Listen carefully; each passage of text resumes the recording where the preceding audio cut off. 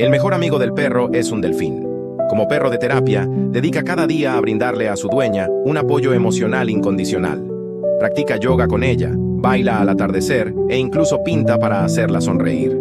Donde quiera que vaya, el perro siempre está a su lado, velando en silencio por sus emociones. Pero a pesar de su lealtad y su alegre actitud, el perro nunca está del todo tranquilo. Un día fueron a la playa y el perro se encontró con un grupo de delfines.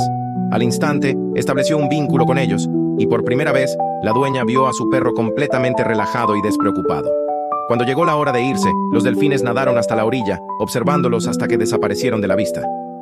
Agradecida por la inquebrantable devoción de su perro, la dueña comenzó a llevarlo a la playa cada semana a visitar a sus amigos delfines. En esos momentos, el perro podía relajarse de verdad y simplemente ser feliz.